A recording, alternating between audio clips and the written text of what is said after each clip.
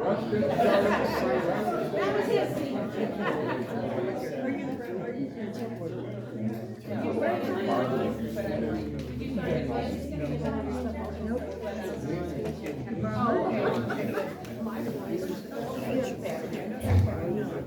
Yeah. Did you sign in? You didn't sign in.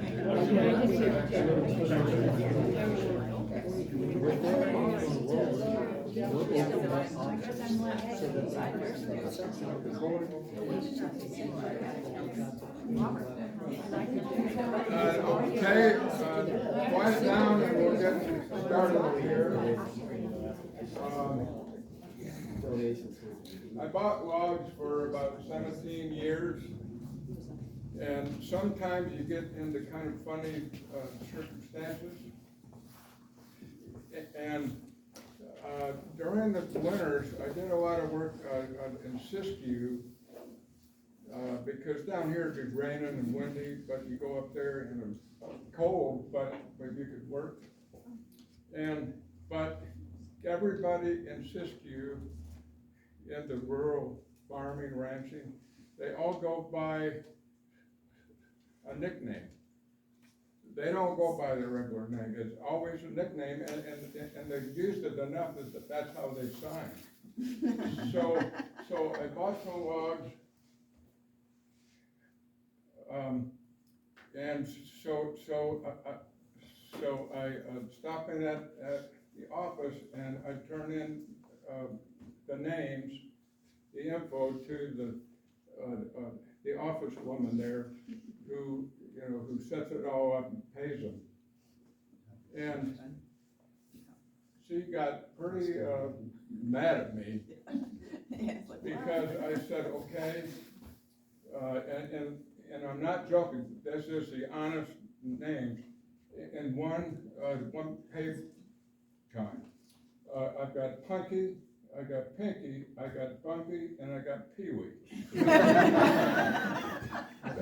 that was in Siskiyou, and then in Southwood, his Dee Dee and Amy. So she said, I haven't got time to screw around. Now don't joke, I said, that's what it is. So.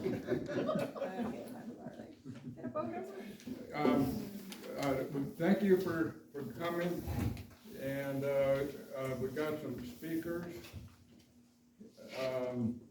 I do want to introduce one woman who just started working for Saskatoon Fire Safe Council.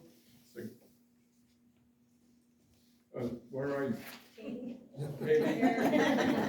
Hiding in the back. Yes, she just started, and she's going to be working with Firewise groups. And it turns out there's several communities now are trying to get their Firewise. Some are signed up, some are still working towards it. It was quite a battle, but we finally got our Firewise.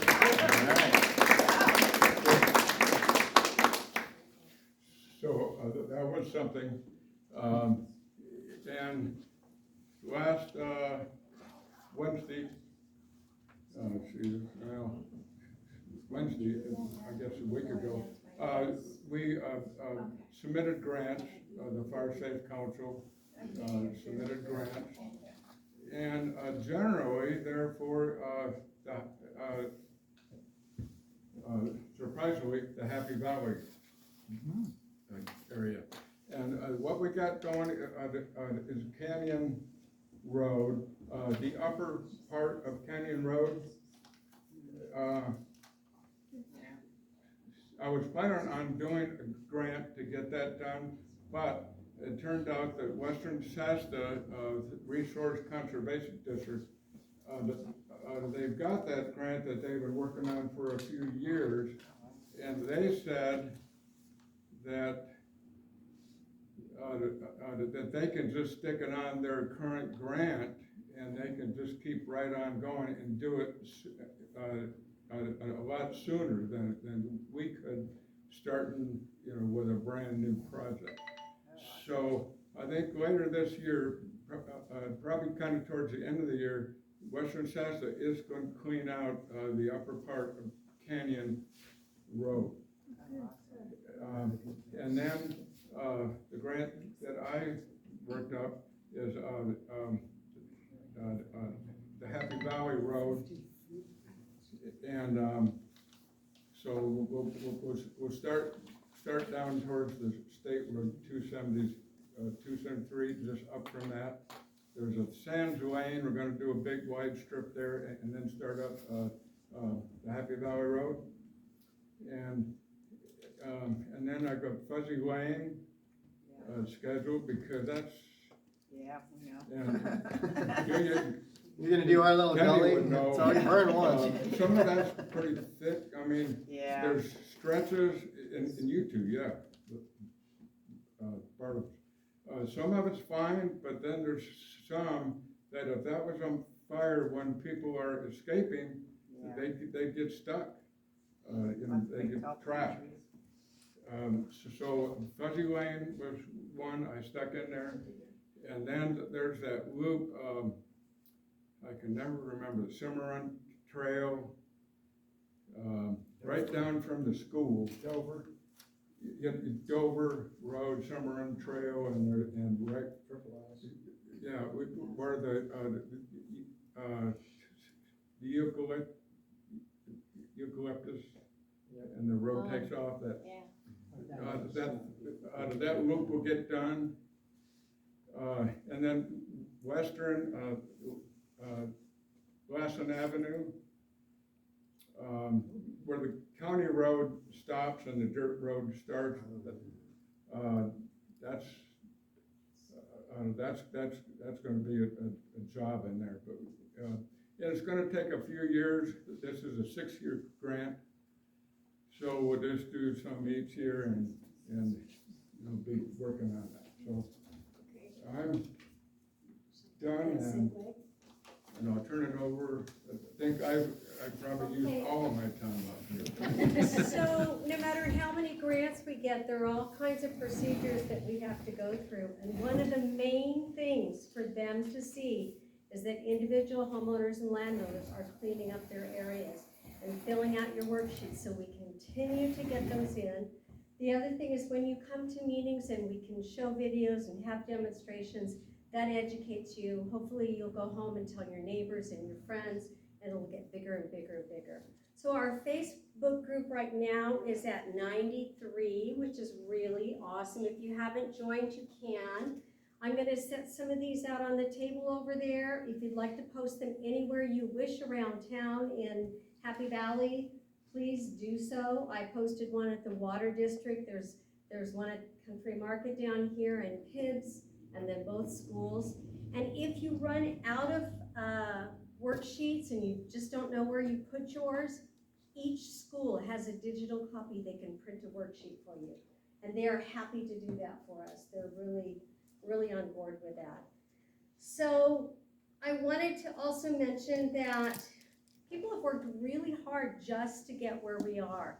And that's something to really celebrate. The Forest Service and all the powers that be required a lot from us, a lot from Debbie, who put in the application again and again and again, to Dennis, who has the forestry knowledge and the language, and the participation and the worksheets that I pounded the pavement for. So I'm hoping that this will get easier for us, and there'll be some people we find that want to jump in and maybe take, maybe not the reins, but take more of a leader role to help out and get flyers out, and maybe even we look at someone who maybe might be a neighbor that is not capable at all, physically, financially, they have a little bit they could put in, and we can develop a work party to go out and help her 5-foot her zero zone or his zero zone and go from there. So that wouldn't totally take care of their issue, but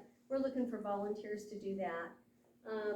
I think we ought to celebrate. I'm really excited, and I made up a little, I want to say gimmick, but a little saying. I want to change Happy Valley's landscape from being vulnerable to being fire vulnerable to being fire resistant.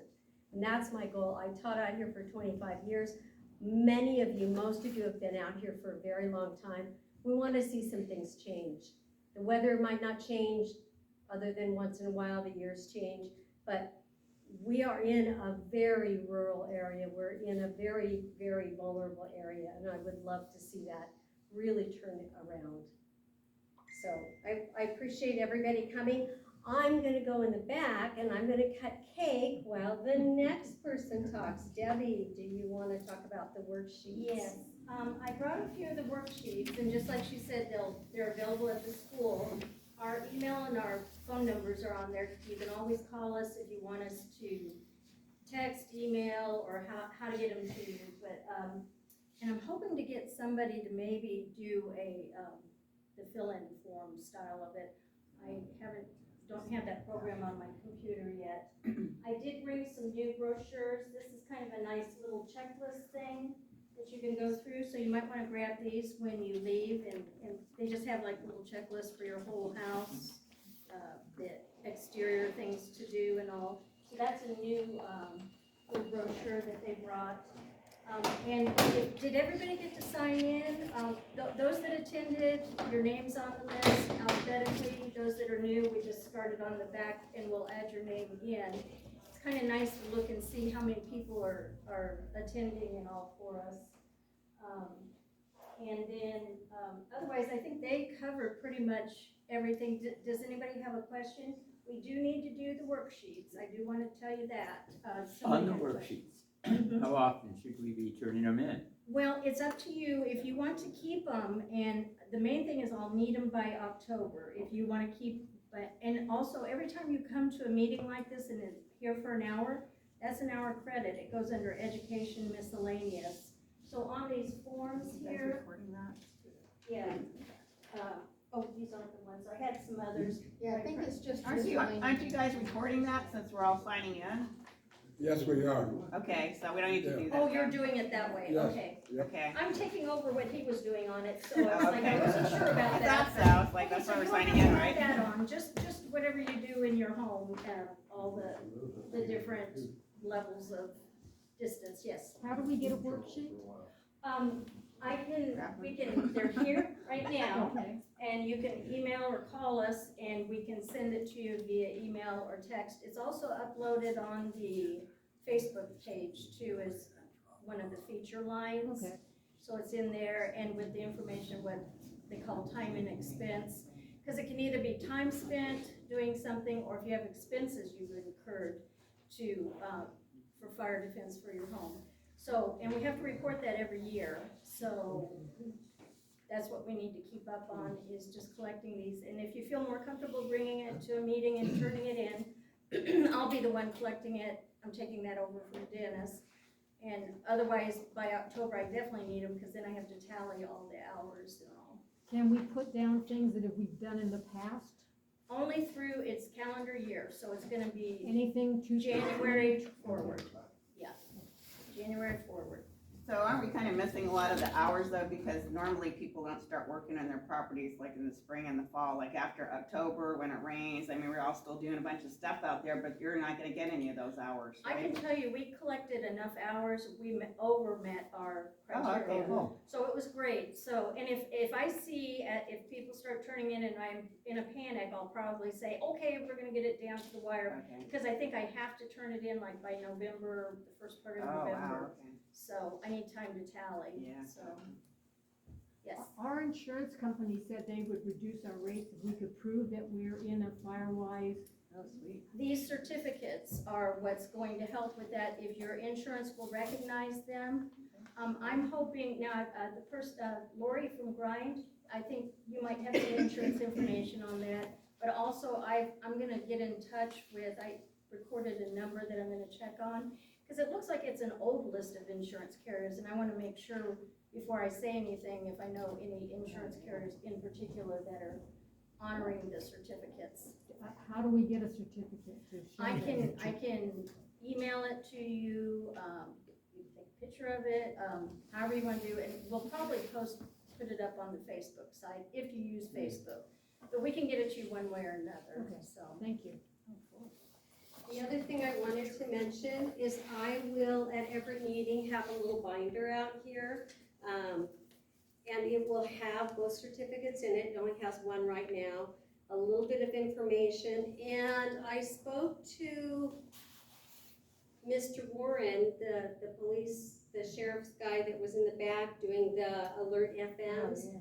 You know, they feel it's very important that we have another means of communication other than just our cell phones or just our house phones because power goes out. So he actually has those. If you are elderly or disabled for some reason, they come free, otherwise they're $100. But if you scan this will stay in this binder. If you scan this, you will have access to his contacts and be able to contact him and set something up. So I recommend that for any of your neighbors that you're concerned about or yourself. And it'll be just like an information booklet. It'll have a few things. Watch Duty is my go-to for really up-to-date, like within 5 minutes, fires pop up on there if they're close. And they're quite accurate. So that's another thing there. And then in the very back, there'll be worksheets. Now, these aren't the new ones, but these will still suffice. Yeah. So you're welcome to take worksheets that you need. Take extras for your friends. And there's cake cut with forks in it and napkins if you would like to go have some cake. We're celebrating. Yeah. Good job, you guys. Is that it? Oh, can I have 2 seconds of everybody's time? Trash pickup's coming. I'm Dave, and I took over for Johanna on the roadside cleanup. And May 6th is the day. You'll see the bulletin in the water bill. And here's some flyers. And I've got had all the different restaurants here in the area are helping out. They're gonna be donating pizza and sandwiches and burgers. So anybody that comes is gonna get some food. Not there, but you'll get a coupon. This is Yeah, we're not gonna- volunteer for trash pickup, is that what you're Yeah. talking about? Okay. Yeah, so I know that sometimes I get the calls I get on this are people thinking and confuse it with, we used to have we would pick it up at behind the store, Country Market. Remember, we would drive in, we could bring the load in. We don't do that anymore, but we do have the voucher that will be available come September through the water district. And so watch the bulletin, the water bulletin for that, and that's where you get a voucher, and you can take a load to the dump, Western Management Services, out there at the Anderson dump. So don't confuse that. This is the one we want bodies to go out and help pick up trash, or at least pick up your own. Anyways, so this is why And one last real quick announcement, because we do need to get on. She has an announcement. Real quick, I just want to say thank you, Sandy Winters, because none of this would be happening if it wasn't for Sandy. She was kind And everybody has their own expertise. Sandy does a lot that way in getting brochures and stuff, but I can also say Debbie and Dennis have just, I'm talking hours and hours. You can't imagine how much time they've spent. All you guys. And then another quick little thing, our next board meeting, water board meeting, is on the 12th of April. The 13th of April, we'll have a meeting here, our community water meeting, and our new manager, Paul Kelly, will be here to answer all your questions if you can make it. It's the 19th of April, third Wednesday. Oh, you're right. Third Wednesday, it's the 19th, Okay. not the 12th. Okay, so we will be I have a here. finance Like committee that. on the 12th. Yeah, we have a great new board, by the way, too. And so if you can come on the 19th to the meeting at the Water District, and then here to meet Paul and ask him questions on the 20th. Yeah. All right, have some cake.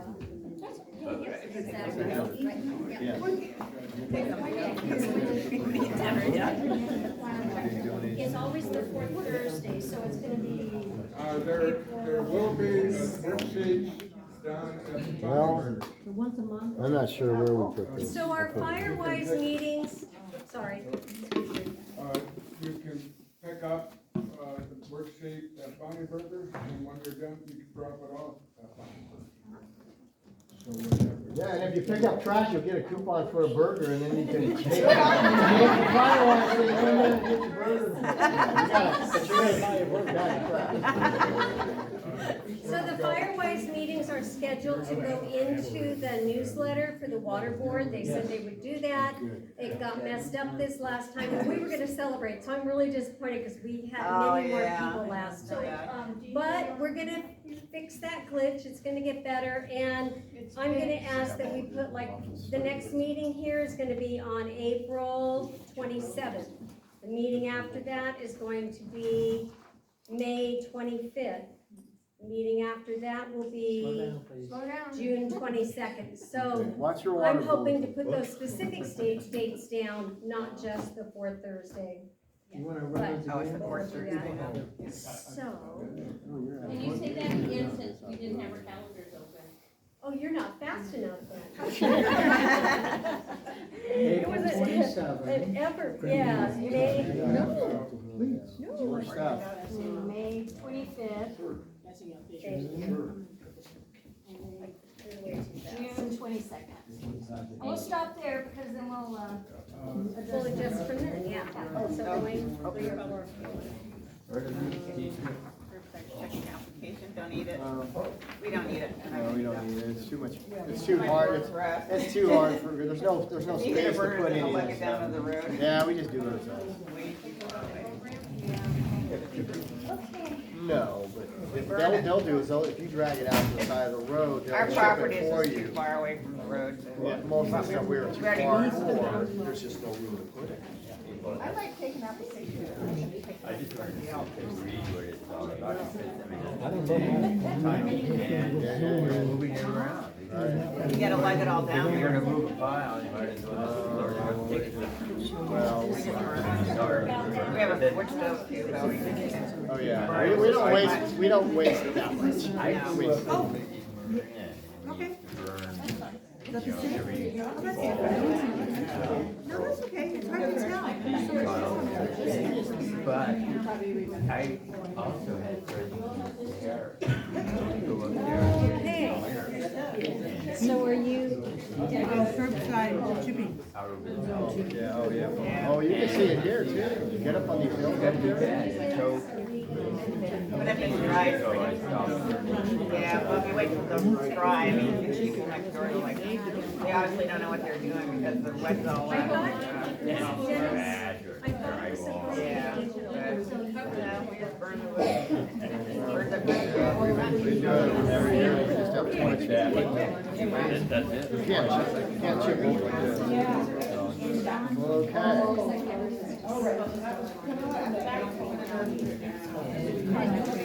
We're not gonna do it. We have different programs there. Talk about curbside program here. Yeah. And what you do, We have on the back of this property now, so what you get from what we back to do. the highway from those roads, like, Pardon me? that's too much work.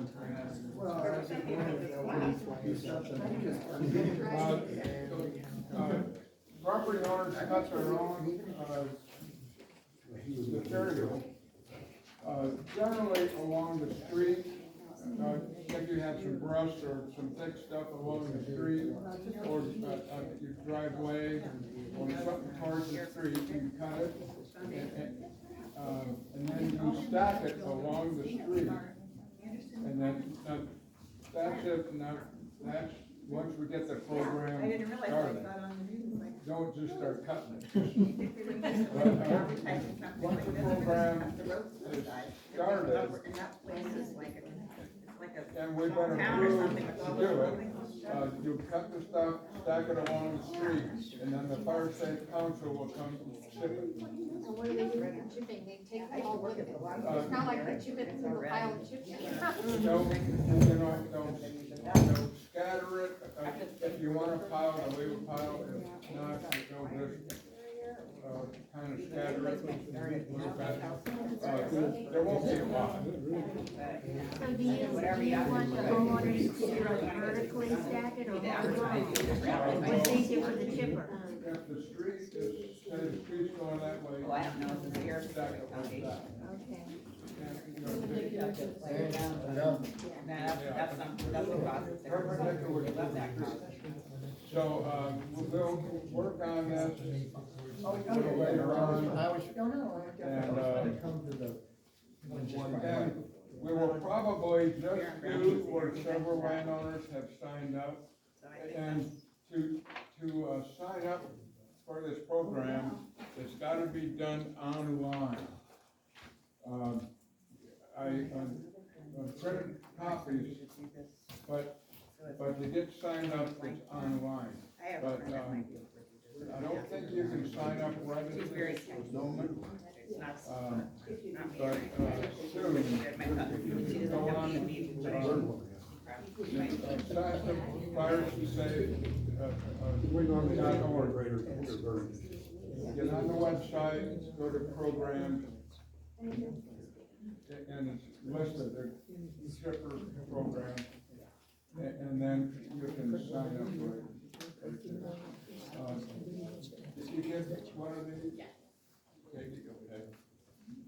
But it's online, so I put samples, so you don't start filling this out, so you have to do it online. So do we get, is there gonna be an email sent to us when we can maybe have our neighbor? Please Right. do. Yeah, if you're not planning on using it, give it to your neighbor. So Sandy has some speakers. Yeah, Sandy will announce. Sandy, First, I want to clarify our problem with the newsletter or that comes out with the water bill. We had 3 new girls in the office. I went over there and gave them the information for last month.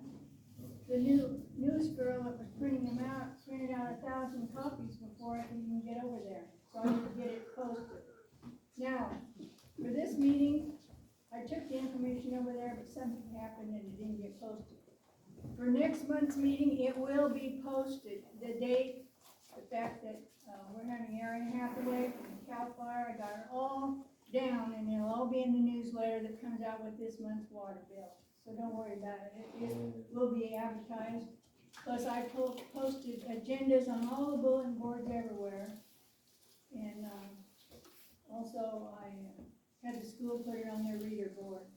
So we're advertising our meetings in a pretty general area. I'd like to introduce my guests from Grind Defensible Space. We have Lori Templeton and John Gleason. And they're gonna do a presentation and give you a lot of information. Thank you. Gonna say good morning. How y'all doing? Good morning. Good. I want to say congratulations on getting your certification here. That's really awesome. And then I also want to commend you guys.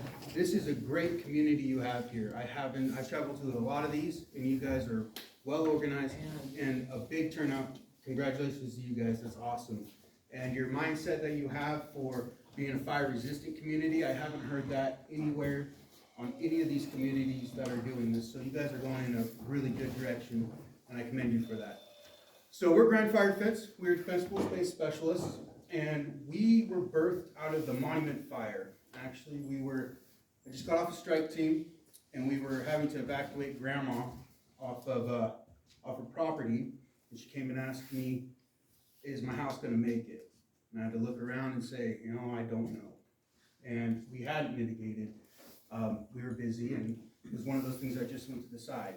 So between watching and having to pass homes because of lack of mitigation, not being safe for us to go in as resources and do structure protection, to my grandma asking me, "Hey, is my house gonna make it?" We wanted to make a change. So we decided to do that. I put my fire career on hold a little bit to start this, and then she invested in the idea of helping the community. So we're here for you guys. We're a resource for you, whether it's education, a conversation, or us actually coming out and doing the work. Anything we do is fire service based, so it's based off all the 150 years of fire science, and we implement that into each property we do. Next to that is just, tonight we're here for you guys. So we're here to give out some information things that I've come across a lot talking to these communities and just going out to the community in general. A lot of people ask, well, what can I do? I would say the first thing you could do is make sure you have an evacuation plan. I can't stress how important that is, especially if you have animal, you're out here, you're rural, you have animals, you know, it's rural. When communications go down, they go down. Make sure you have a plan for all that. Make sure you have, you know, a gathering point, a ladder system through different neighbors. One neighbor check on another neighbor. Go back to the basics before like technology. That's the best way. Make sure you have, what? Your animals, make sure they Yeah, have a round. animals is huge. When I come across animals and we'll look in the stalls and we'll look in the pens and we'll throw another flake or two in there. Even if you aren't gonna throw a whole bale in, leave it out there. Fire resources will throw in or make sure they have water. So, make sure you have your animals taken care of. That's a big one. Make sure you're taken care of. I like to say, have a week's worth of clothes ready to go. They don't have to be the prettiest or anything like that, but make sure you have that. Make sure you have cash. I've been to a lot of places where power's out and everyone has cards and they're stuck because they can't get fuel, they can't get water. Make sure you have a gallon of water for each person. And make sure it's just staged and ready to go, a quick move. So all those things, I don't know how many of you guys have been on CAL FIRE's website and actually read through their evacuation plan. No one? Oh, you were asking for. Yeah, exactly, yeah. Yeah. So they have a really good way and a good process about it. Listen to that. That's the difference between making it out your driveway with what you can survive with or making it out with just what's on your back. That's preventable. And it takes some time and go through it and really kind of think about it. Preparedness is key. Then if you have small children, the thing I like to say is make sure they have a comfort item. A lot of people overlook that. You have grandkids or, you know, family that have young kids, make sure they have something that they care about that's an emotional item. That goes a long ways. So those are good. We have a emergency checklist. Put a bunch of them together. Not one's gonna be the same because everyone's had different experiences and built theirs off of what they've seen. So pull a couple of them together. Do what works for you, but put the time into creating that. That's number one. Don't get stuck in your house because you're not prepared. That would be my first one. Secondly is you can go and take 68% of home loss is from that ember resistant zone. What's up against the structure? Zone 0. So, you know, on a weekend, go and do the weeds. Pull away construction material. Rake. And it's just take this one bite at a time. It's a big L. So do what you can directly around your house. And make sure all your combustible materials are easily pulled away. When we're on a fire and I pull up to a house, we circle the building, we pull anything that's gonna be combustible away from the house, we put it in the yard. You can do that too if you get evacuated. If you have the time and it's safe, then go do a quick lap around your house. Set your gas cans out of your shed in the yard, away from everything. Pull your wicker furniture or your wood furniture away from the house. You can do those things, the barbecue, propane tanks, get that set up. Hook a hose bib up with a hose. That helps us too. So those are things you can do. Don't leave the water on them. Yeah. Is anyone here in the fire service? Yeah. Retired. Yeah, Same thing, great resource right here. So, when we go down the street and I'm doing structure protection, and we go up to we're given a zone, and we're rolling down the road, we look at the driveways. Egresses are huge. If it's not safe for us to go up there, we can't go up there. Fire service's life of a property, our life's included. So that's where I would say a big focus for you guys to be is if you can't get out of your driveway, we can't get in your driveway. So that's a huge focus I like to tell people is do your driveways. Even if it's a little bit at a time, we can tell when people are working on it and a little bit's better than nothing. Would you agree with that? Yeah. So you can help tremendously and help yourselves doing that. Whether it's bringing the grandkids and just trimming back 10 feet, 5 feet, a little bit's better than nothing. You don't want that heat impingement on your vehicle as you're going down your driveway. What else? We had somebody that gave us a great suggestion, we kind of passed things on. You know, you can get those little electric chainsaws, now you can get everything battery or electric. Put that in your to-go box, like in your garage, ready to go, you know, a come along, a piece of, chain, something, because if you're going out and it's dark, trees fall down. And then you're stuck, you did all this work to get out of your driveway, and then you're a mile down the road and a branch falls down and your car can't get over it or something. So, one of those little electric chainsaws is good. Any kind of lighted pathway down your driveway. Big reflectors, not like these little bitty ones that are on the ground, or that are solar. I mean, something that's gonna light it up so when your headlights hit it, because if anybody's been in a fire or been in a firestorm when you're leaving, even if it's daylight, it's dark, it's smoky, embers are blowing. I mean, you can't tell where your driveway is. I mean, everything is so dark. So think of a way that if it was pitch black and things are swirling and I'm panicking and it's hot and I'm scared, because you're scared, is your driveway lit enough, even though you've mitigated wide?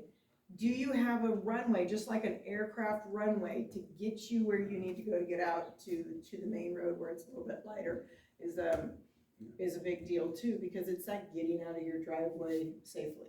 And I like to tell people, especially our customers, is part of not being trapped in a vulnerable situation is being prepared and leaving early. Yeah. If you're prepared, you spend less time in your home, you can leave, you're calmer, you have your documents, your medications all in one area, so it takes less time to gather and go. And then that helps you get out before you're impacted by fire.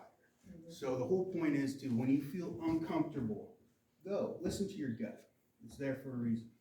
And that's, we teach that, and that's a good practice that we even do it. I do it at my home. So, We've done it a couple.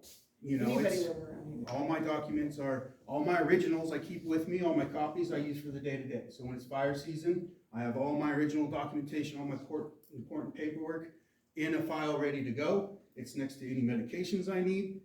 And I just kind of work my life around that. And it's in a centralized location. I have water, my clothes, my saws that I use, and my dry goods. They're all stacked right by the door by my garage. So all I have to do is grab that, load up, grab the boy, his stuff, and go.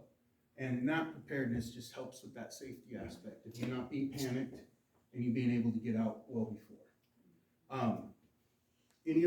Any questions you guys have? I want to be here as a resource for you guys about anything you want to know. I don't want to necessarily sell what we do, because that's not what we're here for. So, yes, ma'am. I have an electric gate, it's a 14-foot gate. Mm-hmm. And I've given the number to the local fire. Okay. But how would something like CAL FIRE coming in? Well, normally, it depends on how big the incident is and if that gets down to the resources there, but normally we would disengage it and then leave it open. Okay. Or if you can and you're leaving, leave it open. All right. So then that way, you know, it doesn't get damaged or anything. We try not to damage anything. I would not want any animals escaping that I couldn't take with me. But there's other fencing, so. Oh, yeah, make sure the other fence and the animals are away. And then I would leave to your drive, when you leave it open, make sure it just stays open. That way, if there's a power failure, or if they don't get the code, that particular doesn't get sent down to the individual resources. And then that way they have access in and out. And I always hear about keeping your meds ready to go. Mm-hmm. But how do you convince your supplier? That's tough.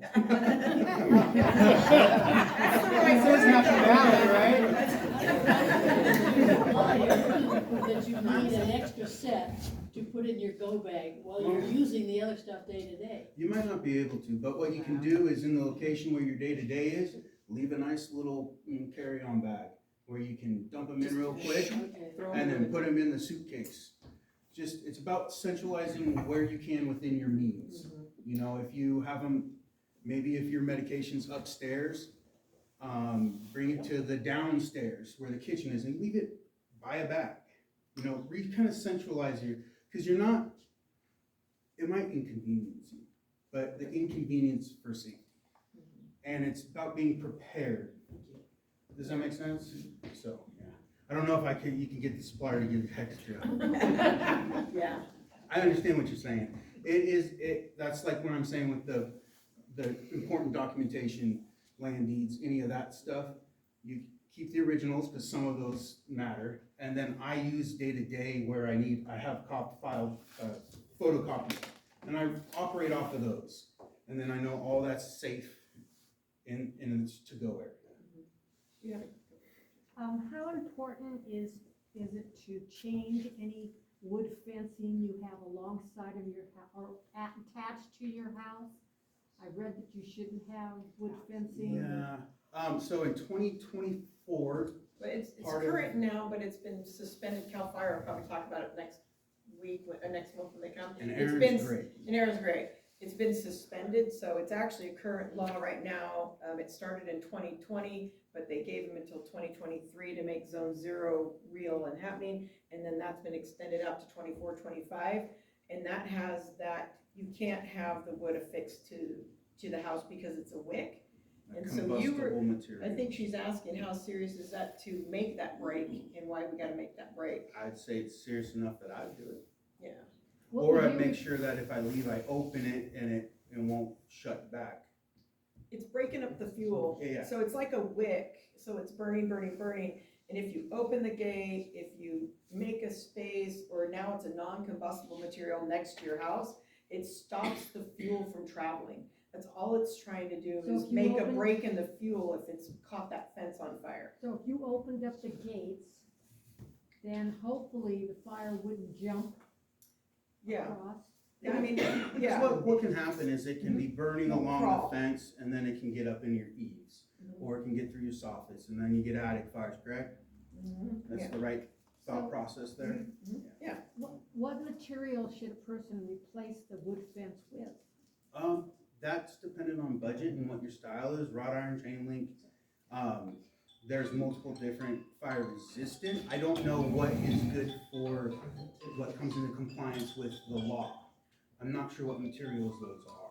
Metal doesn't burn as easy. I mean, I would go for, you're non-combustible, so even your fire resistant, some heat point's going to, could catch on fire or melt or combust. So So you're metal looking- is recommended. You're looking for a sure. non-combustible, and that's where that is. Nothing that will, as of a natural material.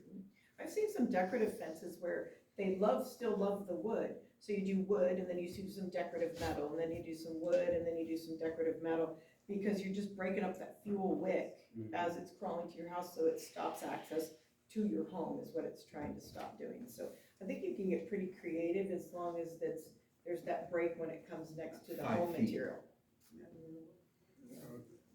Yes, sir.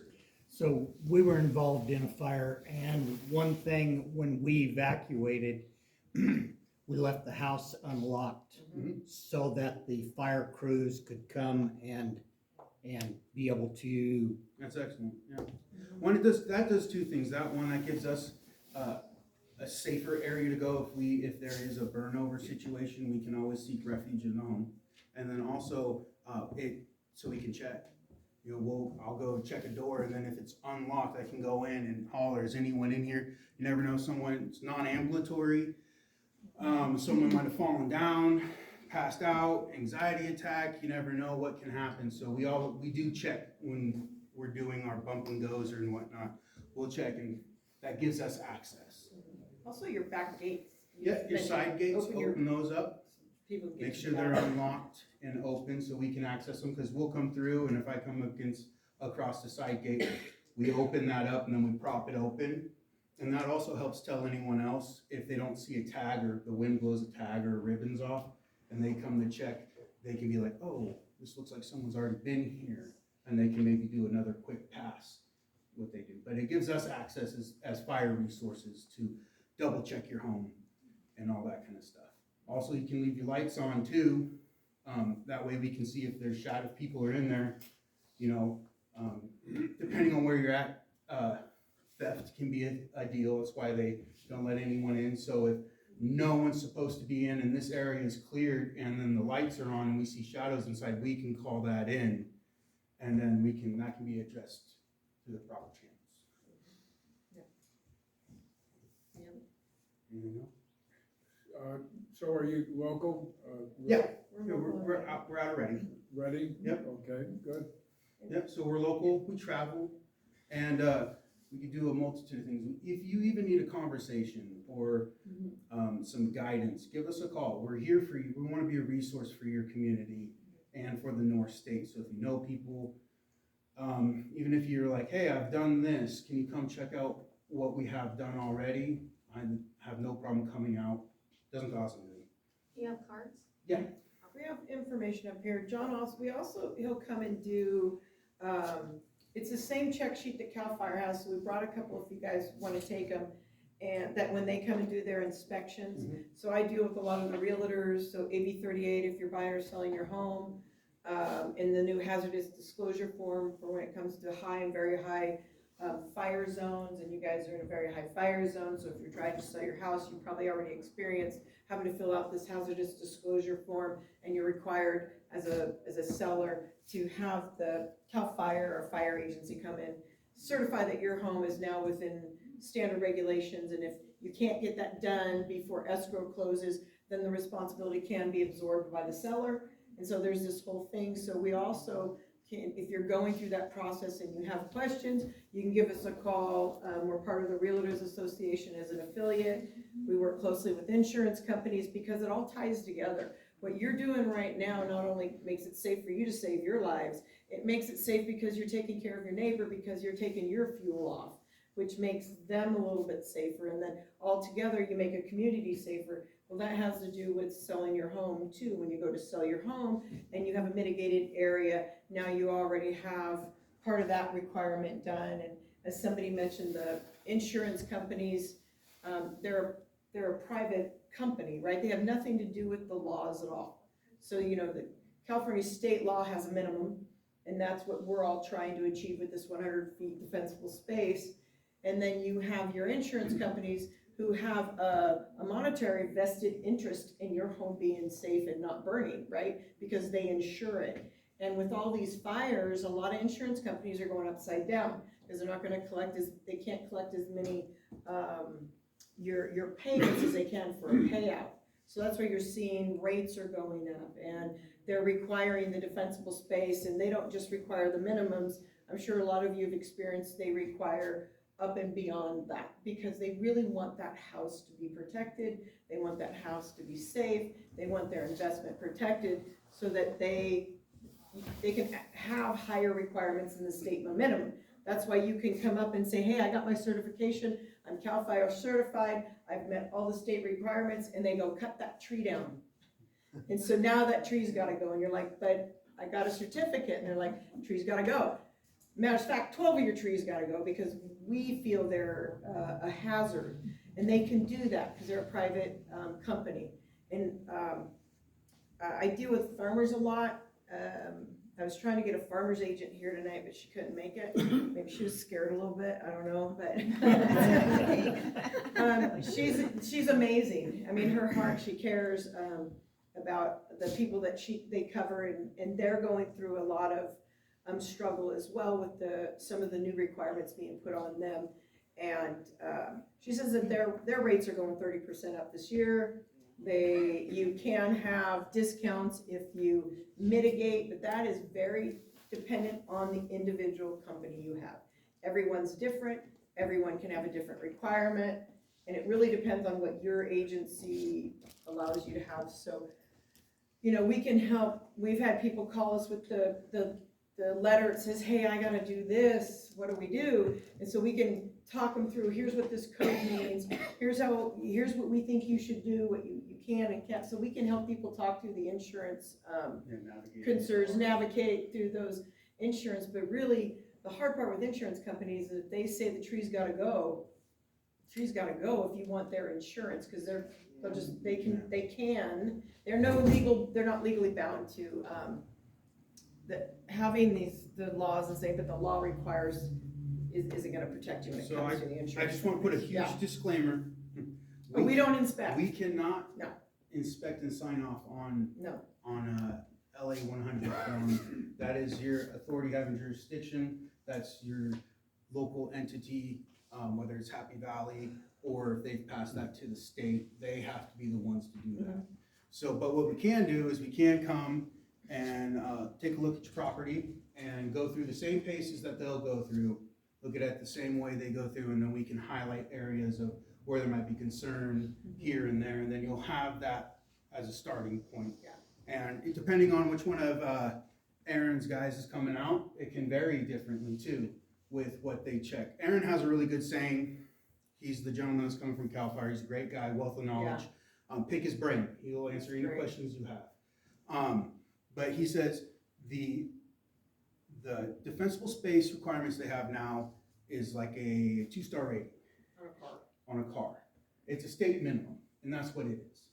So take that as a baseline and then mitigate above that, and you'll be in really good shape. So He did that with the insurance company. He said, insurance companies want a 5-star rating with your defensible space, whereas the minimum is really a minimum. So the more you do, the safer you are, really, when it comes down to it. So just keep that in mind when you do that, when it comes to mitigating fire, it's removing that potential heat threat from your life and property. So when you kind of can, if you can look at your property like that, this is what I'm trying to protect. Where is it going to be impinged by heat and how? And that's how we look at it, and that's how I'll talk to you about it. It's all about the transfer of heat from surface fuels into area fuels and how that's going to look and go, and that's how we come up with our plans, and that's the information that we'll give you. Anything else? Yes, sir. Question for you, liability as a homeowner. I have acreage, I have trees on my fence line. One of my neighbors is within 15 feet of my fence line with all these trees. What's my liability?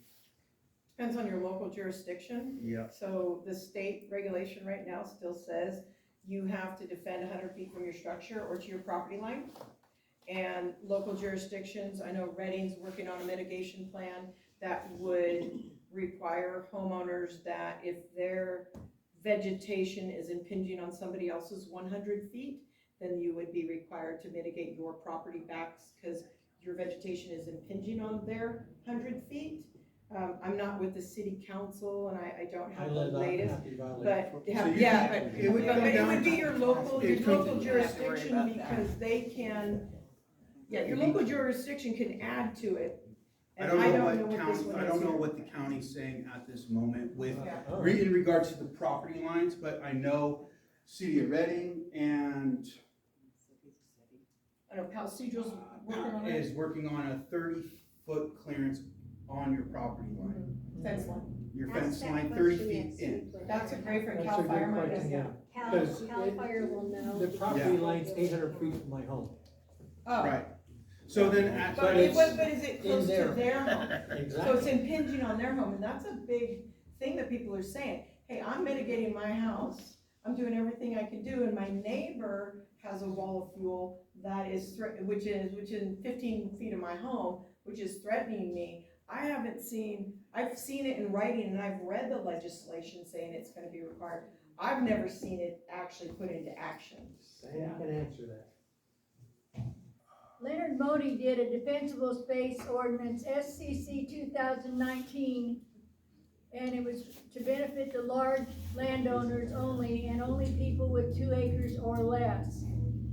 And my situation is, I have the worst fire hazard in Happy Valley next door to me. So Wednesday, Thursday, and Friday, the neighbor on the east side, and we're on the west side, we hired a man and his son to come out and run the chainsaws and the equipment, and we burned 3.5 acres to try and get some of that, especially after that snowstorm. All that stuff went right over my driveway. Eucalyptus and acacia, they'll burn right now. Yeah. Cut them and they'll burn. Yeah. So, well, the neighbor on the east side had a confrontation with the guy that's got the fire hazard. he was chasing him around the field with a stick. And he had to get on his excavator and go around in a circle to get away from him. And I was prepared for him to come after me too, but he didn't for some reason, because I knew he was going to. And, Shotgun you had. Yeah, I don't know how they're gonna enforce it. I mean, I know it's coming down the pipe, it's Well, coming. I don't know how you could enforce it, but those things, it's in legislation at the state level. I'm sure we've seen it in the Reading mitigation plan coming down the pipe, and they're calling it, there's a nuisance order that exists right now. But can it be enforced? Is it being enforced? We're seeing little bits at a time. We got called out to, a lady had grass that was too high, and they said it was a nuisance, and the city ordered her to mitigate all of her grass because her grass was too high, and they were gonna give her a citation. So at what point, who's observing the property as a nuisance? Who's the investigator? I think it's such a hodgepodge right now that we gotta just kind of wait to see how this all washes out, and we read what we can, but that, you know. I have 4 CAL FIRE reports on that piece of property, and he was cited in July, year before Right. last, but the district attorney would not do anything about it because of our zoning on Palm Avenue. Well, CAL FIRE, if you think about it, I mean, their purpose is not an enforcement agency, No, I right? understand that. Right, so I mean, they're put in a tough spot, because, you know, do they actually have teeth to enforce what they're supposed to enforce at this point? It's They really don't. difficult on both sides. But Yeah. I've talked to Chris Kellstrom, our new supervisor, and he's over here at Pibbs right now, but he's gonna get here as soon as he can. Yeah. He's working on Leonard Modi's worthless,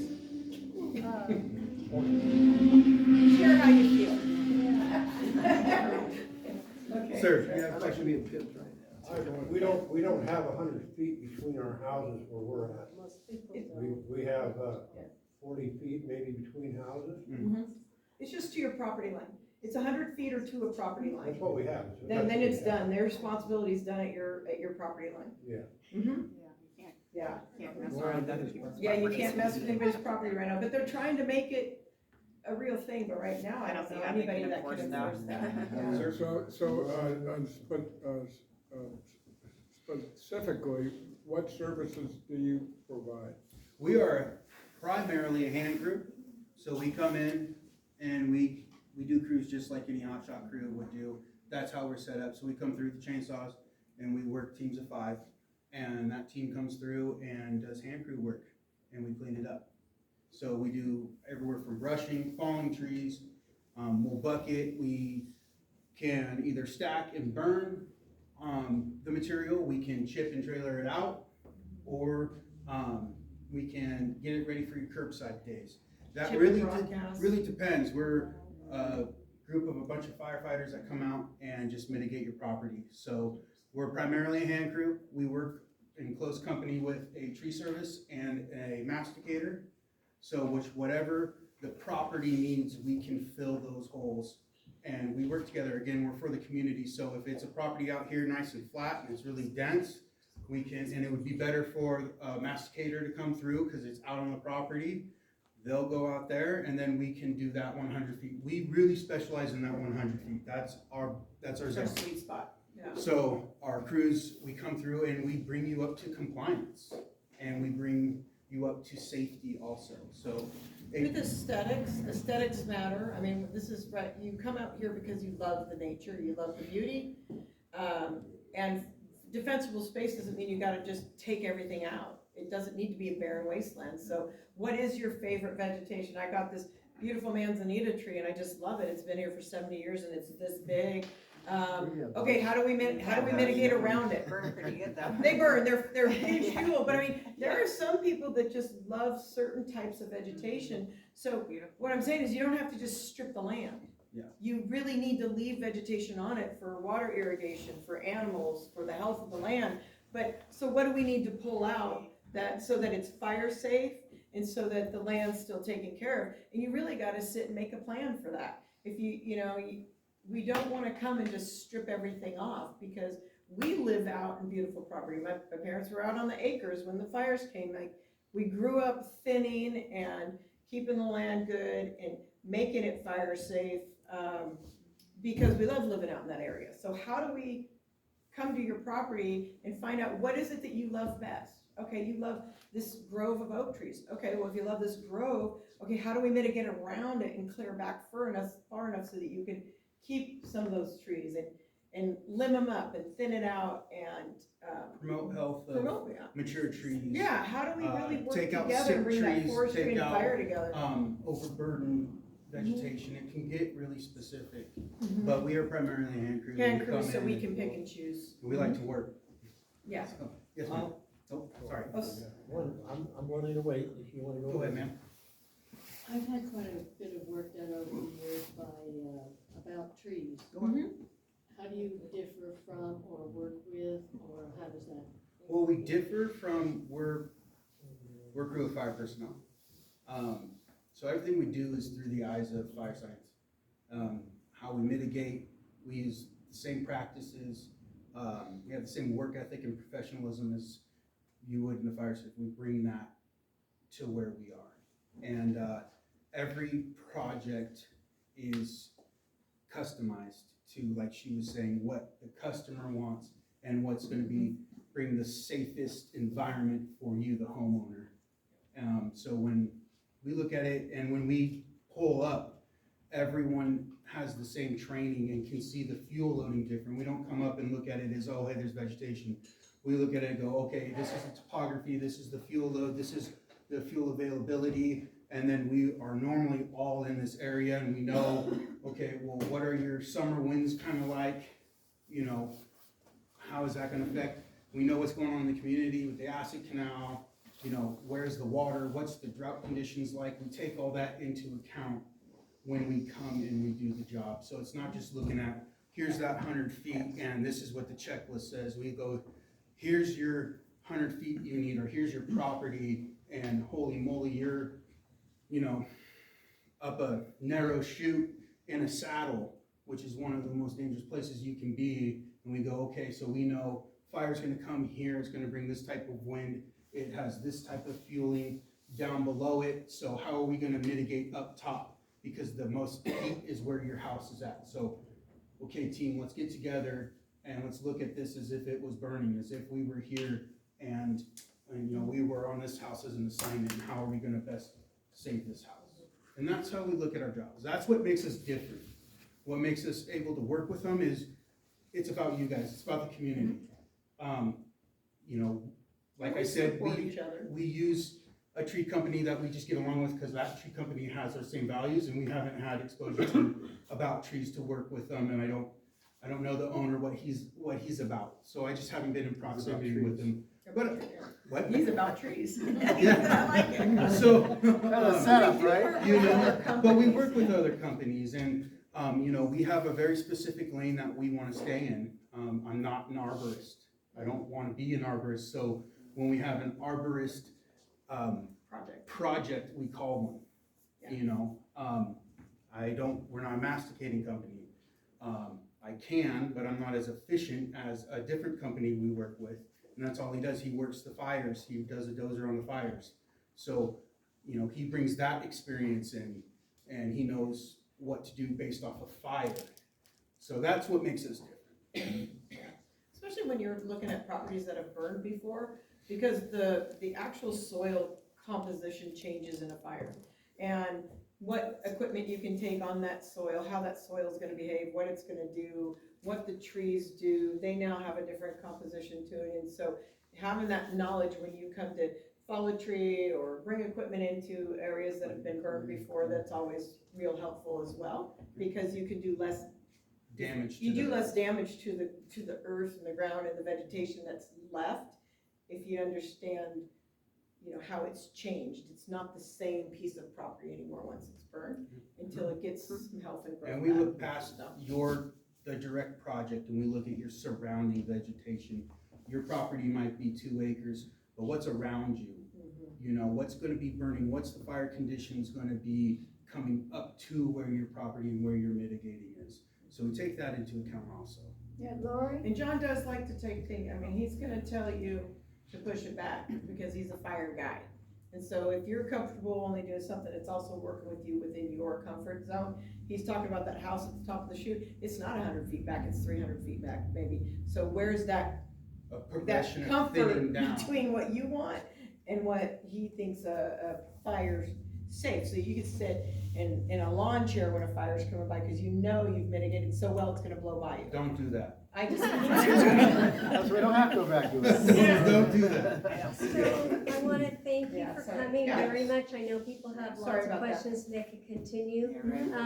But that's another reason to invite more people to come to these. For the educational purposes, everybody needs to kind of take charge of their own area, even if it's a little at a time. Yep. That zero zone, that 5 Yeah. feet away from the house, and, you know, tear up the, That zero is more important than anything else. it is the most Other than your important. egress, I mean, your egress is pretty Yes. important, but that zero, Yeah. more houses are lost in that zero. Rake your leaves, just rake your leaves, because you're like, I'm gonna catch it next weekend, and I'm gonna get my pine needles next weekend, and it's Thursday, and the fire pops off, and you aren't gonna have time to Yeah. rake your stuff, so just, all those little tiny things, man, And it's Little stuff is constant big deal, maintenance, yeah. because whatever you do, Yeah. in 3 years is gonna grow back. and you don't So need, this is something you're doing all the And if time. you don't wanna hire a company, you can hire the neighborhood teenager and set To that go time. do it, Set yeah. that time up to when I'll show up, Yeah. and I'll give a free walk around, and I can tell him what he's got. yeah. And one There's last ways to thing, do it, yeah.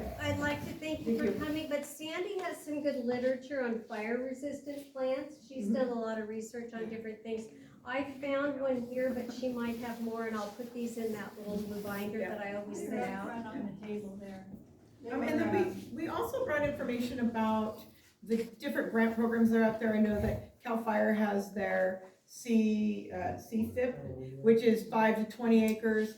And then I brought information on that, just a little flyer if you wanted it. And also the EQIP that's out there, the NRCS, which I'm sure you guys are familiar with.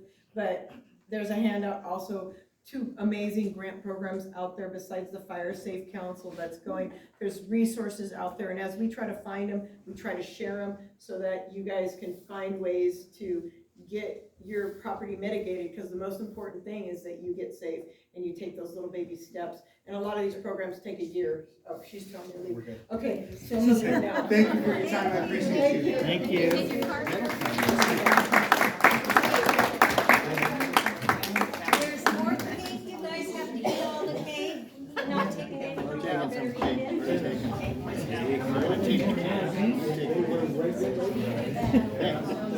Hopefully you'll be able to make it this time.